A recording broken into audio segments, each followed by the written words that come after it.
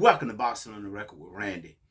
Right now it's time for a commercial break. Now's the time where we ask the listeners to like, dislike, subscribe, comment, do something to engage with the program so that the family will grow and we will reach more people. Now, back to our regular scheduled program. Right now I'm on here just for a brief minute. I want to talk about Oscar De La Hoya and these smoke and mirrors that he got going on, him and Virgil Ortiz. A lot of times we get caught up watching the smoke and mirrors and not actually watching what's happening behind the scene. Kind of like watching magic tricks. When you're watching magic tricks, they always have you preoccupied with something over here on the left while the action is going on to the right. It's a lot of controversy going on right now with Oscar and Virgil, his manager, and everybody else that can make up this clown show to keep us entertained and occupied while the real thing is going on over there to the other side, which is the real thing is they don't want the Boots Ennis fight. And see, the problem is we don't call it like we see it. We fall for the smoke and mirrors. But then as soon as it's a fighter that we don't like, we jump on the bandwagon. So it's so easy for them to take and give us the fuel to run our engine against the fighter that we don't like instead of calling it like it is across the board. If it's a fighter that we don't like and they know we don't like them, they throw some propaganda out there. We take it and run with it, and they don't have to do nothing but sit back and watch it unfold. But when it comes to them, they got the smoke and mirrors going on, and we're still on the fence with it. But enough about that. I'm talking about what's going on with this Boots and Ortiz fight. Ortiz don't want to fight Boots. We know that. But I hear a lot of people saying that Virgil want to fight and Oscar holding him up. Virgil don't want to fight, because if Virgil wanted to fight, when Boots got into the ring with him, the night he got in the ring with him, he acted as if he wanted to fight. He had to act like that because of the fact that he was in there and on TV, everybody watching. So he got to play the part. As soon as he got clear of that, he felt like to his safe haven, first thing he do is say, I would like a fight with my dream fight would be with Earl Spence. Earl ain't got in the ring in 3 years since Crawford beat the fight out of him. And Earl, my guy. A lot of people say, you talking about Earl, that's my guy too. If you got the fight beat out you, you got the fight beat out you. Ain't nothing wrong with that. Somebody got to win. Somebody got to lose. And we can't always run around here poking our chest out because our man that we going for is winning. And when he lose, not call it like it is. I try to call it like it is. It don't matter who it is for me. I don't have a dog in that fight. Maybe I would call it a little different if it was one of my sons. That might be a little different because I got an invested interest in it. But I don't have no invested interest in this. And I'm not a football fan, baseball, basketball, none of that. I only watch boxing. And I hear a lot of guys running around watching football talking about our team, us. Y'all beat us. You don't play. You don't play. So I don't fight. So when Earl got beat, Crawford didn't beat me.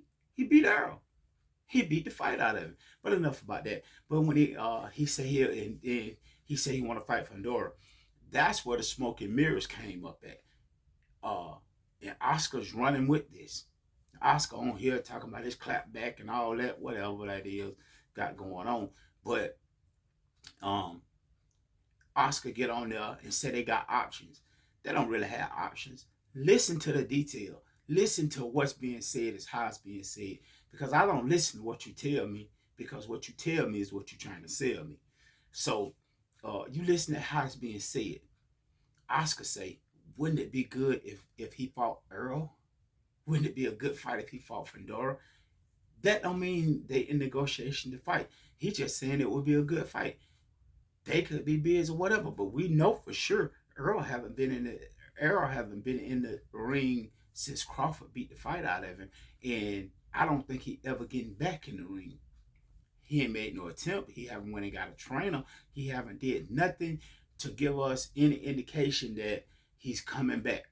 You know, we got a lot of content creators that need some content, and they'll get on here and say, well, he said that he was going to the Terrence Crawford fight. If Terrence Crawford fought again, so you know that's really a call out. He's saying here it doesn't matter about all that. If the man ain't making no preparation to get back in the ring, he's most likely not getting back in the ring.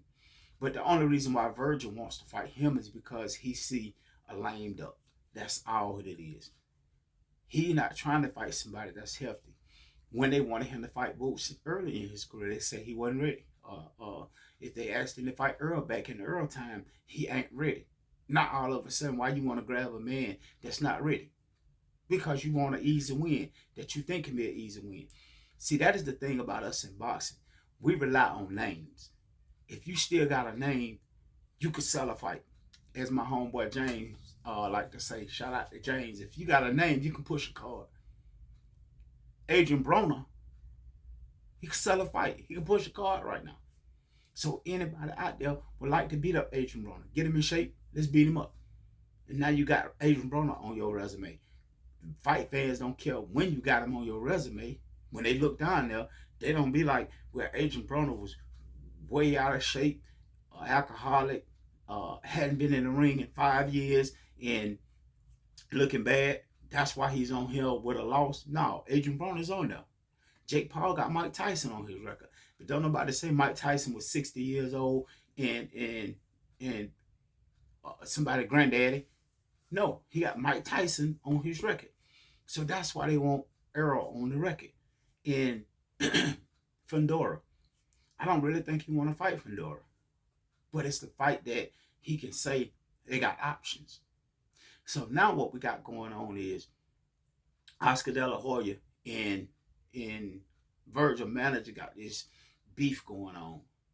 And Virgil is trying to get out of the contract because he don't want nothing to do with Jerron Boots Ennis. He's trying to get as far away from that fire as possible. So he figured if he can get out of this contract, he probably can avoid dealing with Boots. He can go in another direction. He can say, well, that was what Oscar had going on. Right now, we're looking at whoever and whatever. So we don't really see Jerron right now, and we'll get him down the line, maybe 2027. But if Jerron go out and have a bad night, he gonna get the first phone call from Virgil to say he ready because he looking for a vulnerability there. He looking for an easy win. He looking for the advantage. So he gonna give him a phone call. So he's not gonna fight him. He's trying to get out of this deal so he can get as far away from as he can from Jerron Ennis Boots. And he gonna make sure it's safe. That's why he's trying to get out the contract. Because Oscar saying 60-40, what if Boots call his bluff? Now he got to fight. He got to fight.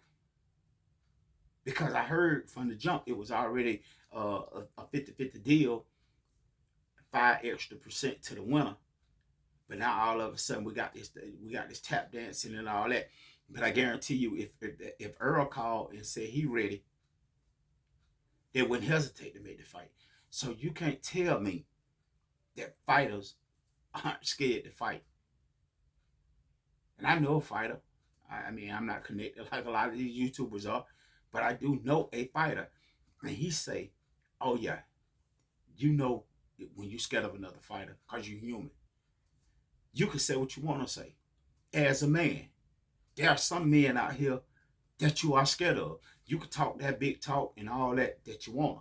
There are some men out here that some men are scared of because they know that they can thump. And they know they don't want to face the end of that. So you say it how you want to say it. It don't matter to me. But he don't want no parts of Boots. And he trying to make sure he don't have to get Boots in the ring. So I said all that. Said more than what I was intending to say. But what say you? Leave a comment. Interact with me. Talk to me. Tell me what you didn't like about what I said. I always respond to the comments. And yeah. With that being said, I'm out of here. Like last year.